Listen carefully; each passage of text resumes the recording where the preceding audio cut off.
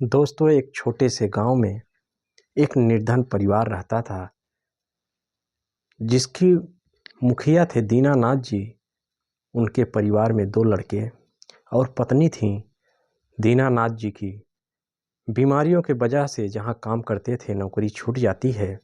परिवार की स्थिति ऐसी हो जाती है कि एक वक्त की रोटियों के लिए लाले पड़ जाते हैं। पत्नी उनकी सिलाई बुनाई का काम करती थी, लेकिन काम इतना ही निकल पाता था कि एक टाइम का परिवार का खर्चा निकल सके। एक टाइम ऐसे ही सोना पड़ता था। जब यह स्थिति अपने बच्चों की दीनानाथ जी देखते हैं तो उनसे रहा नहीं जाता। वो सोचते हैं कुछ न कुछ कहीं न कहीं काम मिल जाएगा, कुछ काम करूँगा। ऐसे बच्चे भूखे बिलाले सोते हैं। उनके दिल को सुकून नहीं मिलता था साथियों। वह घर से शहर की ओर निकलते हैं। रास्ते में जो है उनके गांव से कुछ दूरी पे जंगल पड़ता है। जंगल काफ़ी घनघोर होता है। जब वहाँ पहुँचते हैं जंगल की तरफ, पैदल ही, गाड़ी घोड़ा उनके होता नहीं। जंगल में एक जगह खंडहर होता है। खंडहर के नज़दीक पहुँचते हैं उनको एक भयानक सी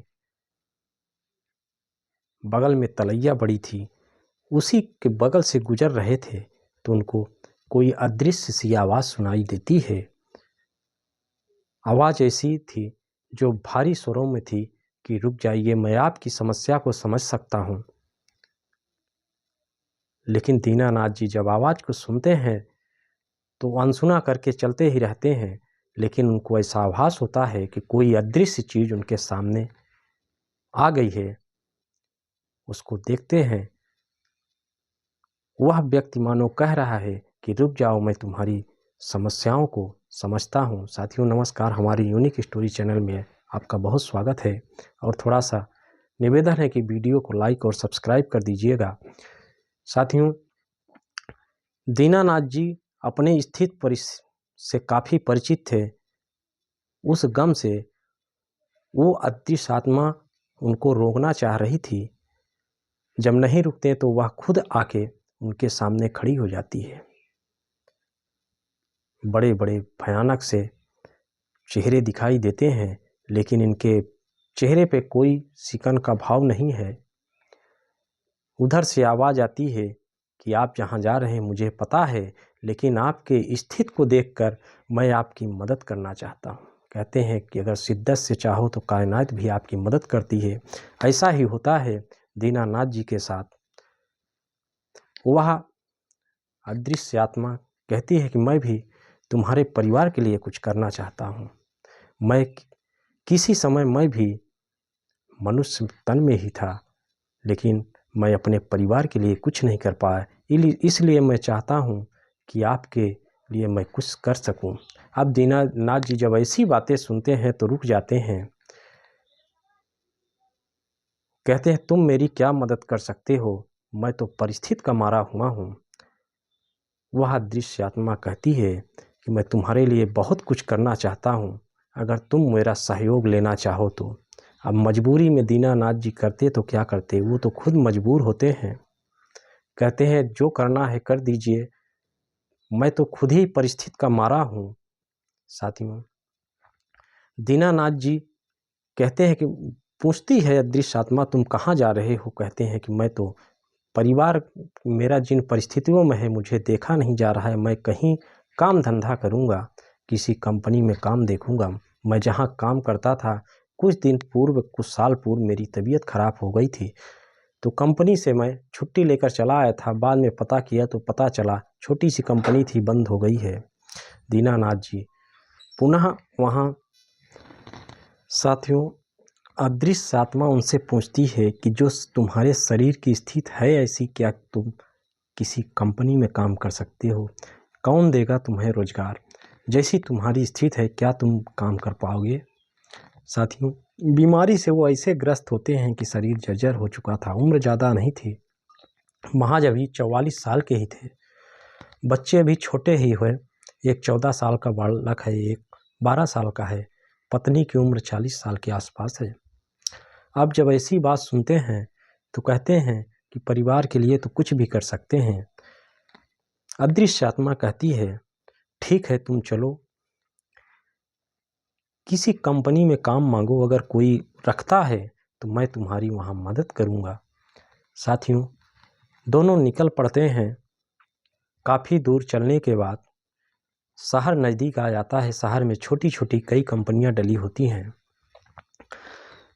गेट पे जो सिक्योरिटी गार्ड हैं उनसे दीनानाथ जी बड़े विनम्रता भाव से आवेदन करते हैं कि हुजूर हमें भी कुछ काम धंधा मिल जाए।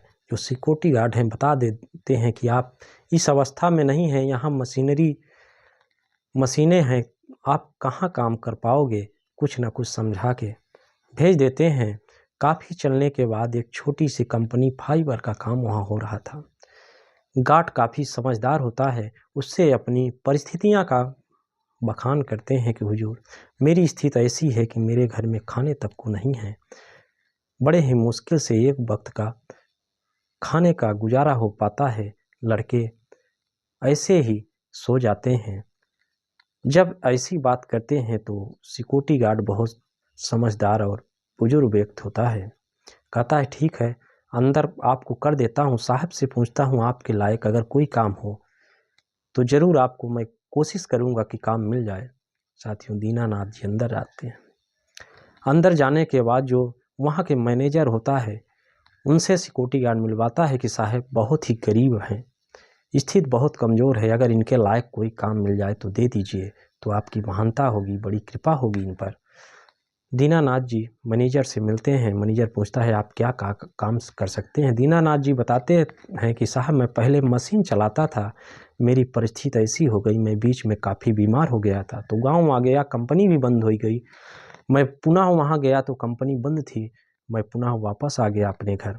लेकिन मेरी ऐसी स्थिति हो गई है कि मुझे पुनः काम करने के लिए आना पड़ा, लेकिन मैं मशीन वगैरह चला लूँगा, आप मुझ पर भरोसा करके काम दे दीजिए। पहले तो मैनेजर मना कर देता है, लेकिन उनकी परिस्थितियों को देखकर एक उनके साथ सहायक रख देता है कि ठीक है, अगर देख लो मशीन चल जाए तो इस बंदे को मशीन चलाने के लिए दे दो। साथियों, दीनानाथ जी मशीन पे जाते हैं।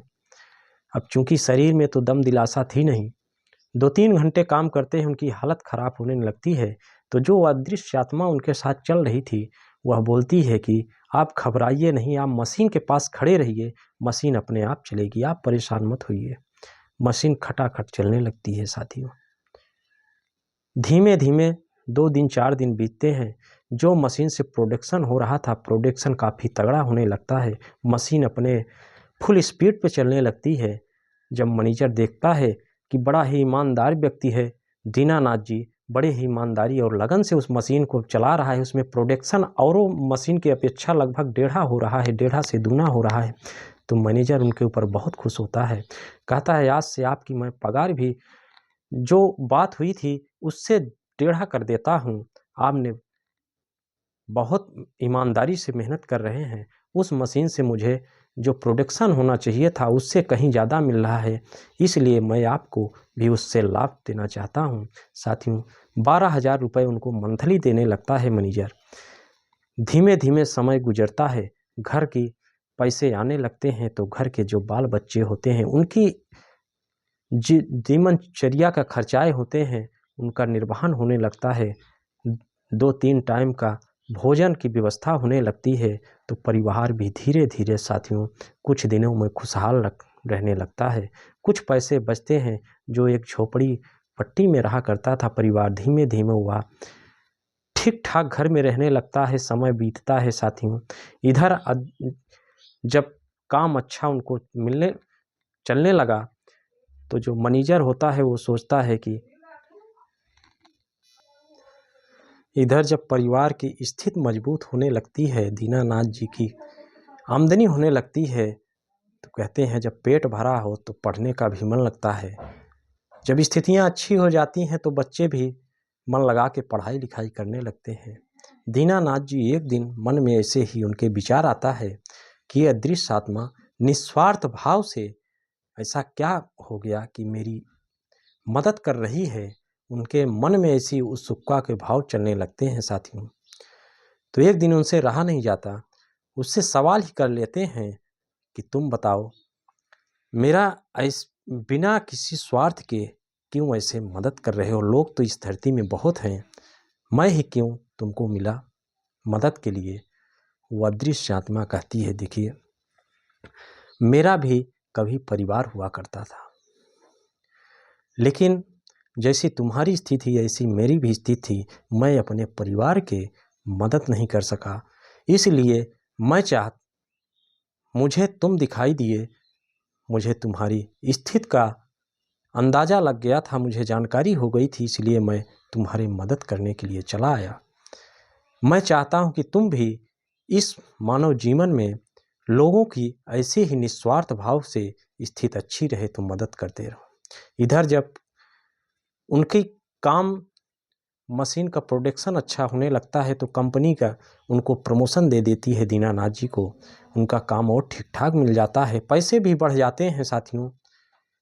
धीमे धीमे समय बदलता है और जो अदृश्य आत्माएं उनकी मदद कर रही थी वह कहती है, हो सकता है मेरा टाइम अब पूरा हो गया है, अब तुम इस काबिल हो कि तुम खुद की नहीं बल्कि दूसरों की मदद कर सकते हो, इसलिए मैं अब यहाँ से जाना चाहता हूँ।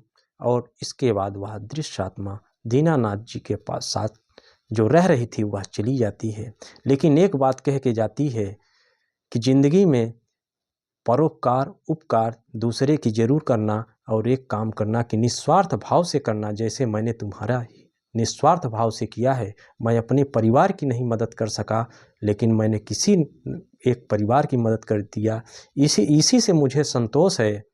साथियों, यह कहानी एक परोपकार की भावना को प्रेरित करती हुई कहानी है। साथियों, इस कहानी के माध्यम से मेरा किसी को दिल के ठेस पहुंचाना नहीं, बल्कि एक परोपकार की भावना को उजागर करना था कि कैसे शिद्दत से इस धरती पे ऐसी प्रकृति में विद्यमान शक्तियां हैं जो किस रूप में आके आदमी की मदद कर जाए, ऐसा होता है।